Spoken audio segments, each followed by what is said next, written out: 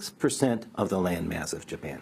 Kozue Akibayashi, explain what happened in the 1990s with the rape scandal that led to intensification of the opposition to U.S. bases. The 1995 rape, the world very widely reported rape, and it's often cited as a trigger of the island-wide protest.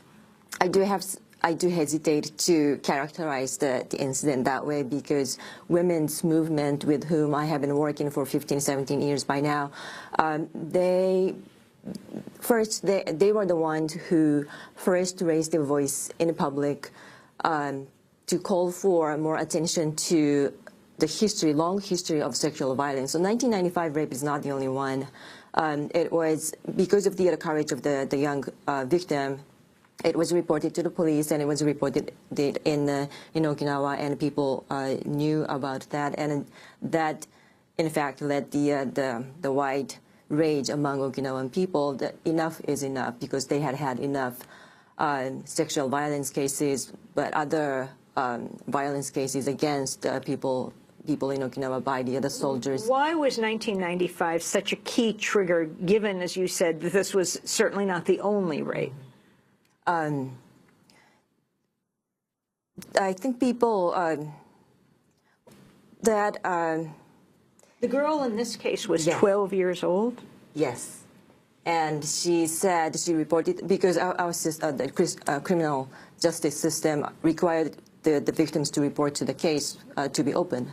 And she reported that, and she said she didn't want any more victims like her. And so I reported it. And so that attracted more public support for protection of the women and children who are more damaged and sacrificed almost because of because keeping the U.S. military on their island. And the reason is for security. They always get this reason. Well, because of the security of the region, security of Japan, we need to have U.S. military bases. But what about our security? That the very presence of the U.S. military made their lives insecure. And I think that in 1995, they realized that having or hosting U.S. military bases is actually the source of their insecurity of their lives. And so what happened to the particular soldiers involved in that particular rape? They were apprehended in Japan and tried in Japanese court, which is very rare, and they served for almost 2.5 years in the Japanese And system. The base was ultimately closed as a result of the outcry? No, that was the announcement made about half a year later in 1996 by the two governments, Prime Minister of Japan and the U.S. President. The Futenma Air Base will be closed within 5 to 7 years, but there were conditions that the replacement facility needs to be built.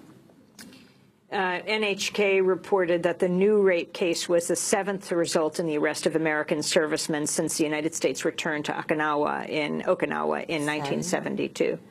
To that case, we women's groups on mainland Japan and in Okinawa protested or questioned. There are more cases, many more cases, unreported and reported, both of them hundreds. That was an egregious mistaken report. It was in fact, since 1972, there have been over 120 cases of rape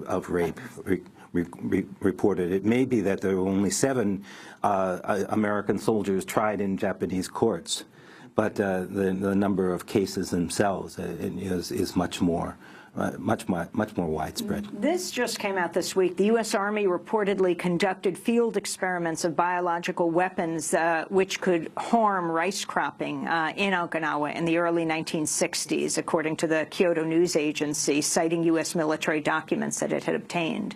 Do you know about this, John? Yes, yeah. Well, the U.S. also stored chemical and biological weapons on Okinawa, and there were cases where leaks from these barrels of biological weapons leaked into the water sources. There's been a great deal of environmental damage done to Okinawa.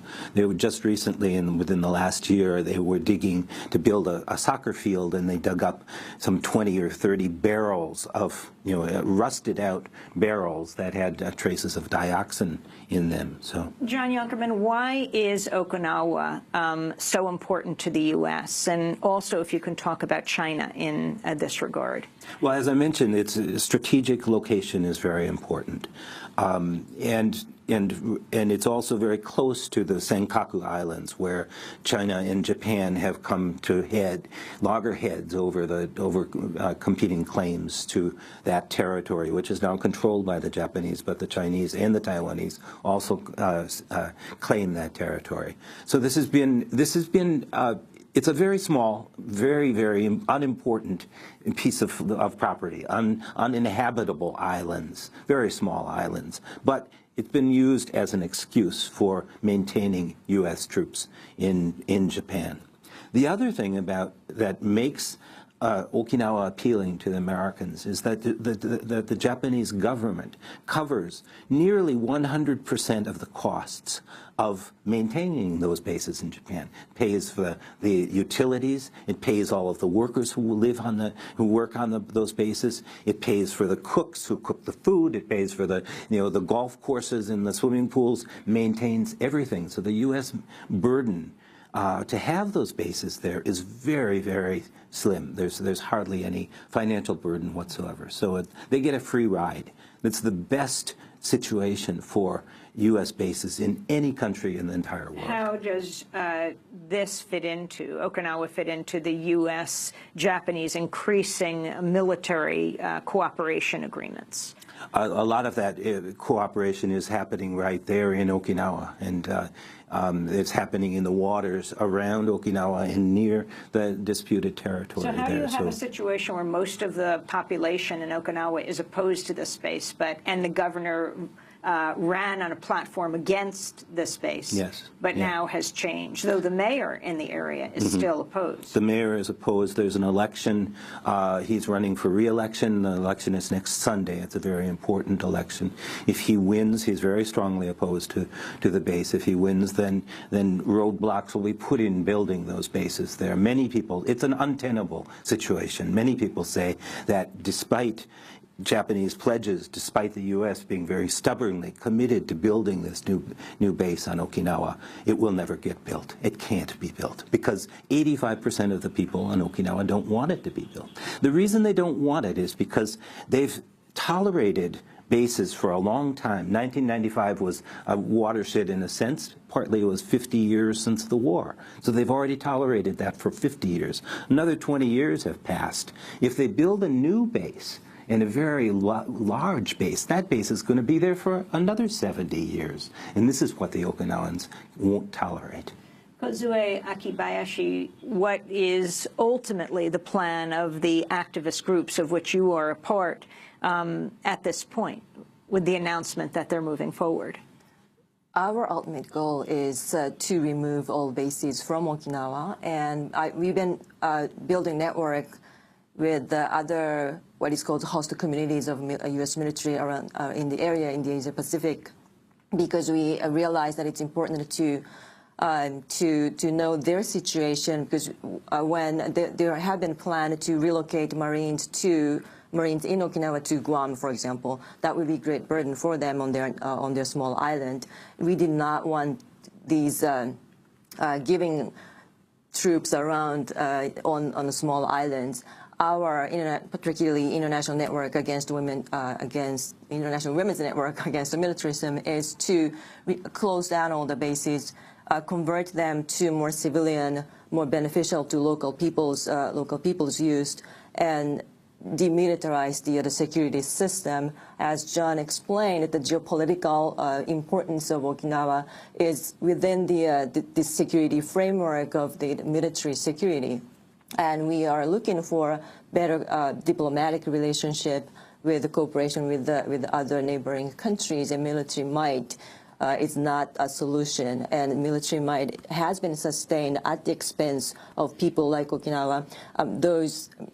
Many people in Okinawa oppose, but within all Japan, their political power is very small, and military bases are in other parts as well. Those were built in less politically powerful areas. Their voices are not heard in the central government, and we question that political system as well.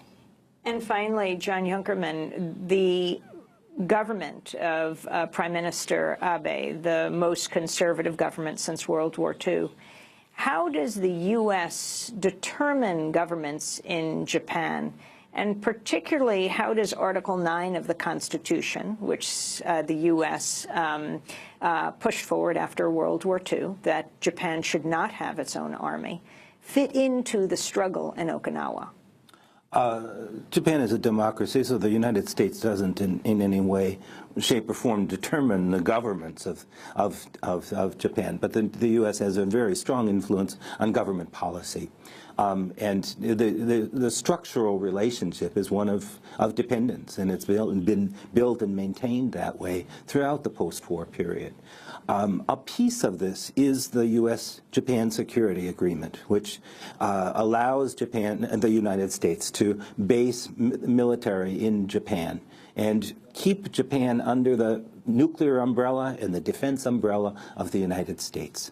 And it also keeps Japan identified with the militarist policies of the United States. So Japan's posture to Asia is inevitably aligned with the American policy. So rather than finding ways of peaceful coexistence with its neighbors, very close neighbors, very heavily armed neighbors, and finding ways to live in peaceful coexistence, it aligns itself with the United States and containment of China and, basically a military-based confrontation with Asia. And Japan has not found a way to extricate itself from that relationship and from that posture. We're going to talk about Article 9 more in our next segment.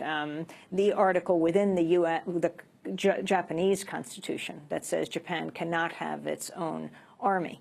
With the founder of Peace Boat. I want to thank you both for being with us. Kozue Akibayashi is a professor and activist with the Women's International League for Peace and Freedom and the International Women's Network Against Militarism here in Japan. And John Junkerman, documentary filmmaker living here in Tokyo, currently working on a film about U.S. military bases in Okinawa. His past films have included Japan's Peace Constitution, Hellfire: A Journey from Hiroshima, which was nominated for an Academy Award, and Power and Terror, Noam Chomsky in Our Times. This is Democracy Now!, democracynow.org, The War and Peace Report. We'll be back in a minute.